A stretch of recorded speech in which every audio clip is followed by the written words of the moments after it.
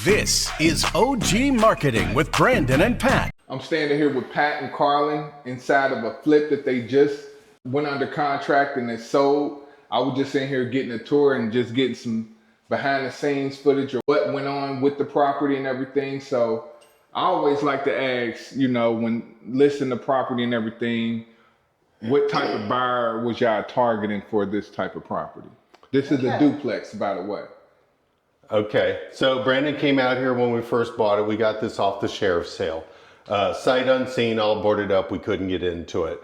So we knew it was a duplex and we had a rough idea. Once we got into it, we wanted to go after an investor, possibly, but I always like to do a little something extra. So I like to see if maybe somebody wants to buy it as their first home and rent it out. Because when I was coming up, you always heard that, hey, go out and buy a duplex. Here's your first home, have them pay the rent. And since I've been in the business, it does seem like that's really the customer. But Karlin listed it for us. Who ended up being the customer, Karlin?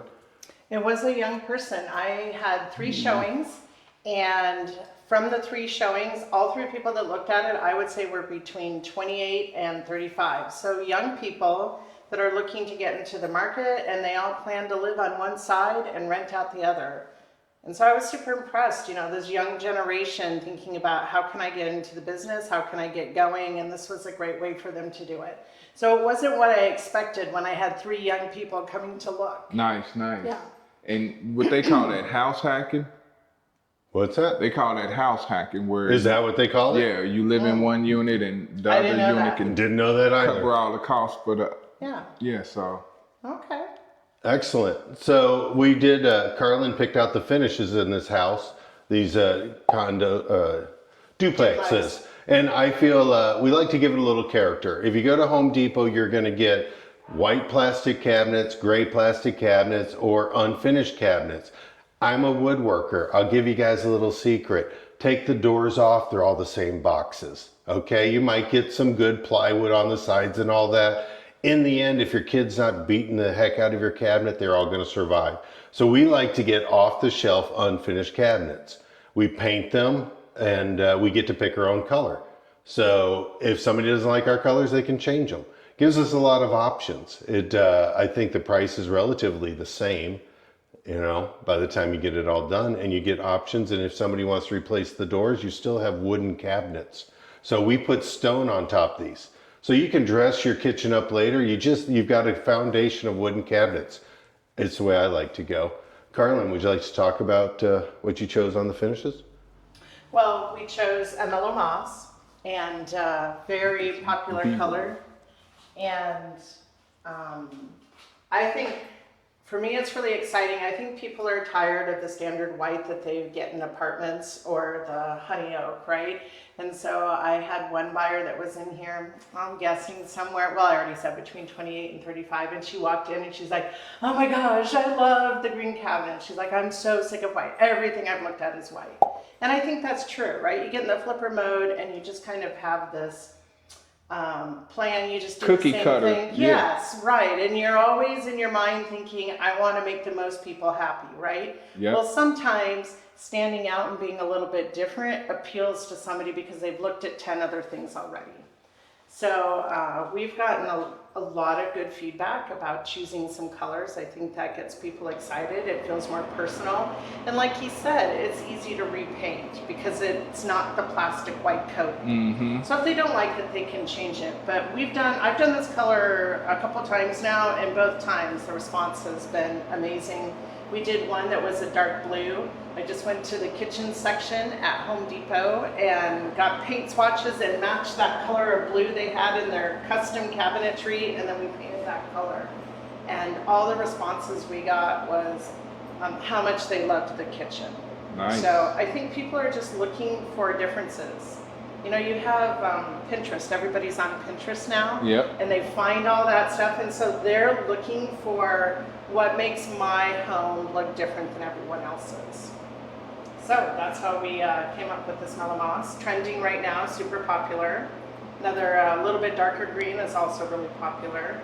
Different color fixtures, getting away from the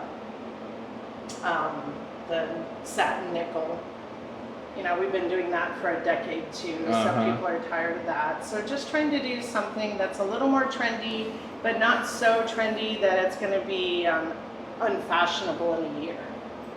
Nice. To the market, like you can't get much lower than that. In a turnkey situation like this. Right, completely finished. Yeah. Yeah, so I think it was just priced right, and the fact that it's a duplex and a person can live on one side, it gives them the opportunity to get in, right? Have their mortgage covered for them by the rent on the other side, or at least mostly. And so it's a good way to start investing with little capital. Now, for this house, we had to ARV it, and Karlin did this one. This one's a struggle. This is not easy because there's no uniformity in the building of homes in this area. So to find a duplex of this kind, you have to hop over quite a few streets. And when you move over too many streets, you're a totally different dynamic. So you don't want to rob that price from there and lie to yourself that, oh, you're going to get that over here.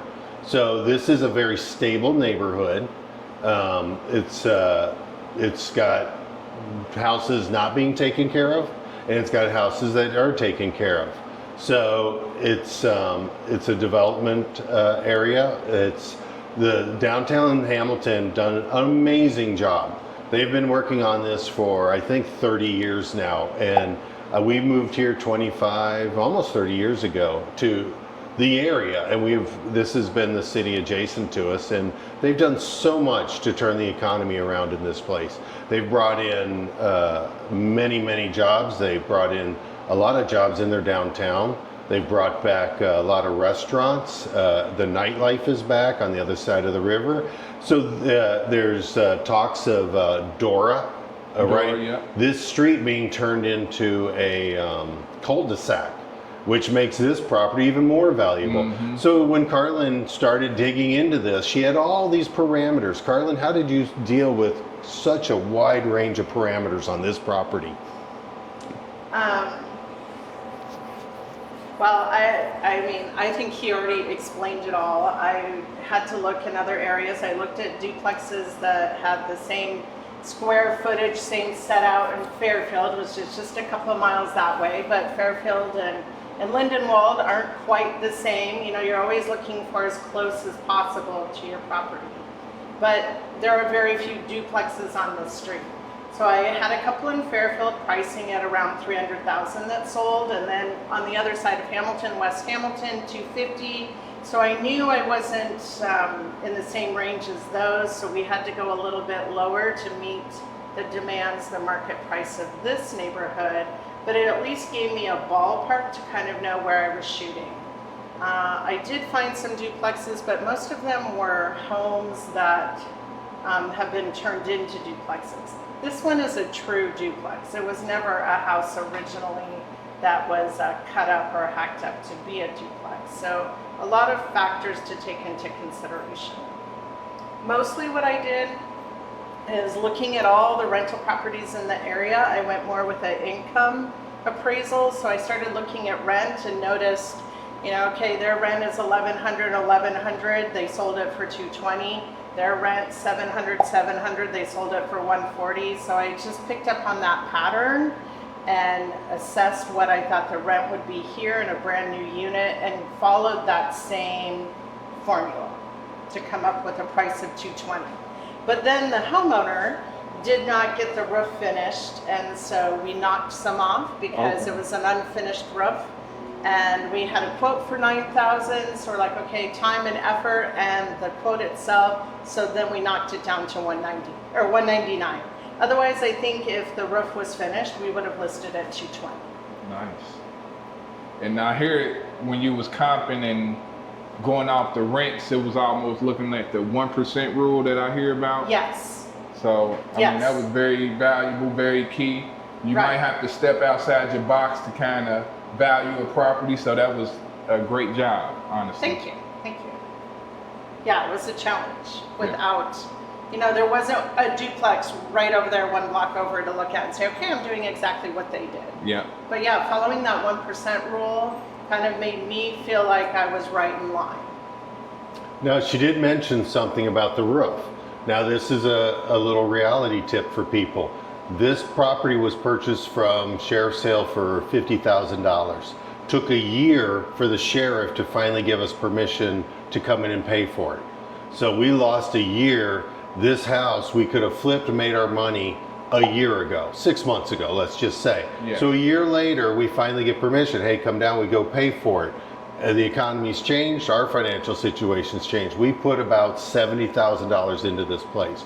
All new electric, all new plumbing except for drains. Everything's been, actually this had sat so long, we had to do everything or the city wasn't gonna give us occupancy. Everything had to be brought up to code as a new construction before they let us hook the utilities back up. These are things you have to understand. If you think you're gonna get an abandoned house and whip it out real fast, guess what? You're not gonna get occupancy when you're done. You're gonna start all over. Yeah. Okay, so this house had a lot of issues with it. We had to go, everything structurally was great, but everything had to be modernized. So we got all that done, and at the end, we needed a brand new roof. Everybody knows that. Nobody's gonna argue it. And Karlin had to sell the property. So we had to tell her, we don't have 10 grand. It was $9,000 with me begging a deal. And I'm like, I need this and I need it, and nobody would help me out because I'm tapped, everybody else is tapped. It's the end of the summer, I'll wait and get paid, aren't we? Yep. Bring some deals. People, well, I'm a construction guy. So I said, sorry, Karlin, you're not getting a new roof. She went from $220 to $199. As soon as they walked up and whoever the real estate agent was, what would you say to him? I was just transparent. I just told them, this property needs a new roof and we priced it accordingly. Here's what I was gonna list it $220. It's gonna cost you $10,000 to get a new roof. We respect your time and effort going into it, so we knocked off $20,000. If you're interested, let's take a look. And I just started with that and let them know, we know it needs a new roof and we priced it accordingly. And after inspection, what was the one thing they asked for? Gutters. Yeah, I didn't talk about the gutters, so they wanted $1,000 for gutters, which I think is extremely fair. Like, Yeah, it was a fair price for yeah, gutters. we weren't upset about that. That was a fair request, and so that $1,000 for gutters is going to go towards the down payment, so that he can then put his money into the gutters. Nice. Yeah. So I think that was fair. Yeah, so don't think everything's got to be like they say on Instagram or whatever. Anybody would have told me I was a fool for listing this house with that bad roof. I said, hey, this is the roof, you got to sell it. She sold the property. People don't care. Yeah. That guy who bought it's probably thinking, I'll put the roof on. He was a young man. He was he asked the questions because I wasn't here. Yeah. She tells me what he asked. He knew what he was looking at, you know? He was going to roof that himself after we get in. Mm-hmm. Let him. That's called sweat equity, people. Yeah. And if y'all got any other questions about this deal, drop them in the comments. Make sure y'all like the video, subscribe to the channel. I'm going to keep this OG marketing coming. All right, Brandon, thanks. Bye.